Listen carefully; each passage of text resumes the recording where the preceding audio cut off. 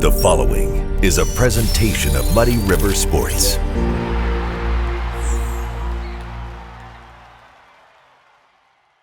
This is The List. I'm Muddy River Sports editor Matt Schuckman, and welcome to another episode of our newest podcast, where each week we break down our 10 favorite things. Last week, it was the University of Illinois men's basketball players, and Andy Douglas, the Quincy High School boys basketball coach, joined me. Got great response. People submitted their list. We ask you to do the same each and every week. If you want to chime in with your list of whatever topic we throw out there, we'd love to hear from you. And this week, we're going to the big screen because you know when you're on the road playing sports, traveling in buses, whether it's at the high school, the college level, or the minor league level, you're watching movies. So, of course, we had to go get a guy who's played at all those levels to talk baseball movies with us. Joining me, Lance Logsdon, former Quincy University standout, former minor leaguer. Now just hanging out, right? Just hanging out now. That's the best part. Well, you have wrapped up your career. Now you're in the real world, so to speak, a working man now. Yep, I'm a working man, so just doing that and then helping kids with baseball on the side. So, yeah, you're giving lessons. Yeah, and between the wedding planning and all that kind of stuff, it's definitely keeping me busy enough. Probably more busy than I ever was during actual being an athlete. That's okay. Maddie will take care of the wedding plans. You just got to show up. Exactly. So I'm doing a little bit more than that. But of course, understand. Well, we're talking baseball movies. Did you guys watch a lot of movies when you're on the road? Yeah, all the time actually. Yeah. Yep. So, well, and that's you do that in the hotels because it's easy access to Netflix and things like that. So do you have a list of your 10 favorite baseball movies? I do. Okay. Well, we're going to get started with number 10. You're kicking it off. You're hitting lead off. Oh, number 10 favorite baseball movies. The bad thing is I even put down honorable mentions because this is a tough list here. I mean, I agree. Once I started really mapping it out, I'm like, man, we could go a lot of ways on this. Yes. So, number 10, the old Bad News Bears. I love it. You can't go wrong with that movie. And you and I are thinking exactly alike because it's number 10 on my list. Really? So, yes. It's one of those things I couldn't put it up. Like, it's a good movie, but yes. there's still a lot ahead of it. Let's put it that way. It was never my favorite movie, but it was one I always enjoyed. So, like if we go higher up the list, there's going to be a lot that I would say are my favorites. But it cracked the top 10 for me, just as it did for you. All right, let's move on to number 9. What do you got? So, I have Major League. Okay. Why is it there? I really just like the movie. Is it a really great baseball movie? I don't know. It's a good comedy, though. Yeah. All that, and it had baseball in it. I had to put it on there. It'll probably end up on my list, but a little higher than that. Okay. My number 9 is Moneyball. Okay. I really enjoyed, the behind the scenes. I love the book, so that was part of it. But I always, it's one of those movies when I see that it's on, I'm gonna sit and watch it. Yep. So it's a movie that's on all the time too. And it you is. just sit there and watch it. And it's like, holy crap! I just sat there 2.5 hours and it just hooks you. But it really happened, and I think that's part of it for me. As much as we love movies and love the scripts and stuff, it actually happened. The Oakland A's went on that winning streak. And then, so I find it intriguing because we watched it live, the winning streak happen, to hear the behind the scenes is kind of cool now. Yep.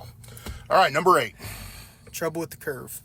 See, I almost put it on my list. I debated it. It would have been on my honorable mention.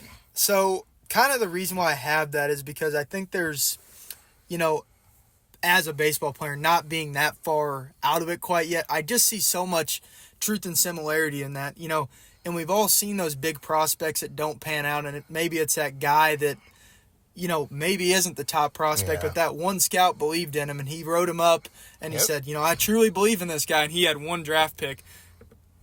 I just see a lot in that movie, and I think a lot of people can get a lot out of it, and it's just, I don't know, it's just something about how inspiring it is, and just, kind of the true baseball dream per se of like, I just need that one guy to believe in me type thing. I'm disappointed in myself for not putting it on my list. I understand why I did it, but now to hear you talk about it makes me go, darn, I should have put it on there. My number 8 is old school. Pride of the Yankees. Okay. The Lou Gehrig story. Yeah. Again, what a great old movie about one of the most legendary baseball players there's ever been. And it's one of those old movies. My wife loves old movies. She loves, she can watch old movies all the time. The TCM, the movie channel that she watches with all the old movies. If that's on there, I'll sit and watch it with her. But and speaking of that, another one that I didn't put on there was the Roger Maris, the Chase for 61. Yeah, I didn't put that on there, but great movie. Yeah, it didn't crack my list either, but that's okay. Number 7. 42. Okay. Yep. So I had to put that one on there. It's too historical not to, and it really is just a great movie. It is a great movie. One of the characters in there is Quincy native Fritz Ostermuller. I did not know that. Yes, no. He was one of the pitchers, and he got a bad rap in that movie. Yeah, I did not realize he was a Quincy native. Yes, he is. So there you go. There's your hook there. Number 7 for me, you mentioned it, Major League. Great comedy, great characters. Bob Uecker is Harry Doyle. You can't go wrong. He might be one of the best. The announcers and probably too, he might even be a little bit better whenever they're on that major losing streak. And the scene at the end where Jake Taylor points like he's Babe Ruth and then lays down the bunt. I mean, it's just well scripted. A great story, and it's so funny. Number 6. I'm probably gonna catch some flack for this one, but Field of Dreams. Okay, you and I aren't far off there. I think it's a good baseball movie. Yes, but compared to what some people think of it as, I don't think it's a great baseball movie. Yeah. I think it's a little corny. It doesn't have to be on the list because it's such a good movie, and it's one of the best baseball movies ever. Yes, I agree with that. But to put it in the top 5, I can't have it in the top 5. We'll get to it on my list. My number 6 is The Rookie, the story of Jim Morris. Is it a great movie? I don't know. I just really enjoyed it. Dennis Quaid, I like whenever he's in a movie, I always enjoy that. And the story of Jim Morris is so cool. Here's a guy who was teaching and coaching, and lo and behold, he goes and gets a chance to pitch in the majors. I just love the story. Yep, I 100% agree. All right, number 5. Summer Catch. Okay. Yep, I was not expecting that. I've always just enjoyed that movie, just the Cape Cod, all that kind of stuff, and just it's kind of another one of those stories, it's kind of a funny, but it kind of has a lot of, cool things about it, and it is true. I mean, that guy did end up going to play, and, it's kind of one of those movies, again, where it could inspire some people that, that one guy, that's all that has to believe in you type thing, and it really is just a good movie overall, and I think it kind of exemplifies what summer baseball is. I mean, no question. Playing in college and all that, summer baseball is totally different. It's just more laid back, and it's, you kind of see that, and I just really like it. If you see me at a QU game coming up, you'll probably see me with a Harwich Mariners hat on. Really? Yeah. Is that the team that Griff pitched for? It was. Yep. So Griffin Kern, current QU pitcher, pitched in the Cape Cod League last year, and his dad Chris hooked me up with a ball cap. So that's a pretty good one. So. Yeah, that is. My number 5, Field of Dreams. The emotional ties to that of having to catch with your dad. You got to love the movie. You just do. And is it the best movie? Not in my opinion. Not in your opinion. I think we're going to catch a lot of flack for we that, probably are, but I think I'll catch more flack for my number 2 than for having Field of Dreams number 5. Because I think more people will be like, when we get to number 2 on my list. All right, we're into the top 4 now. Okay. Who you got at number 4? The Rookie. Okay.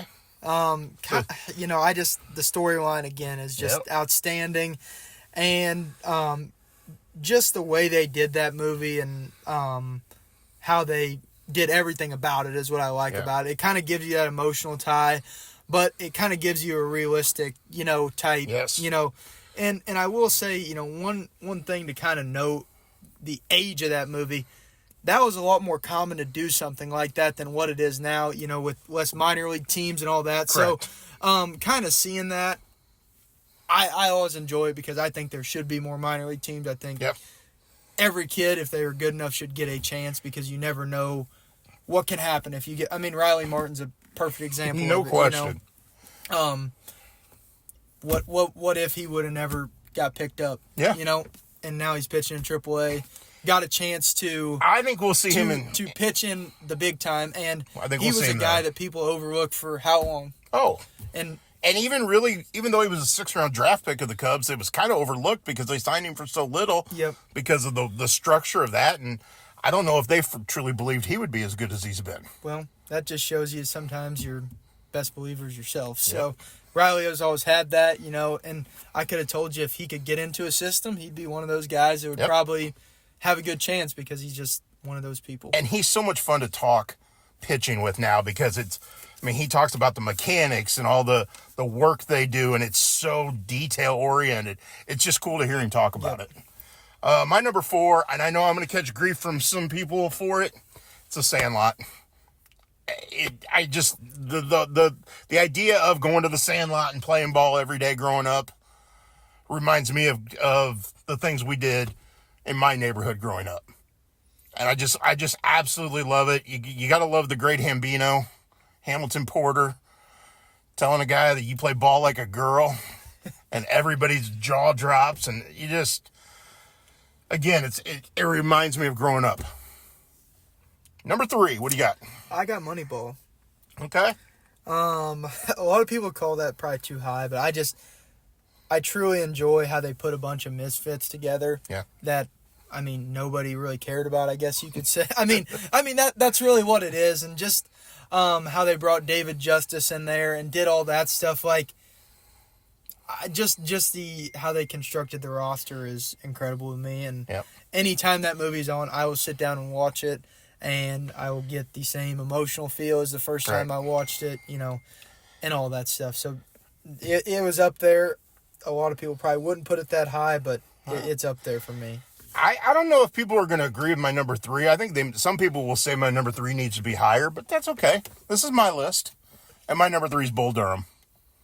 One of the great baseball movies of all time as far as entertaining, a little show of what goes on in the minors, maybe a little facetious at times, but man, the characters are fantastic. The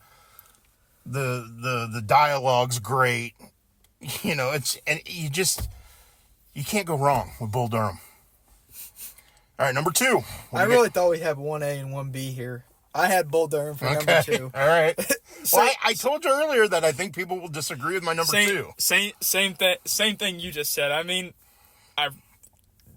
just gonna leave it there. But I really thought we'd have 1A and 1B. That's what I was hoping for. I'm thinking we might be same on 1. Now that we're headed that direction, we'll see. My number 2 is 8 Men Out. It's the story of the Chicago White Sox, and again, as far as a baseball movie, I think it's great because I think it showcases the game in the early 1900s, but it showcases what was going on behind the scenes, which you don't always see. And again, I remember the first time I saw the movie, I loved it. I loved everything about it, and I still do. Okay, we are to this is the list.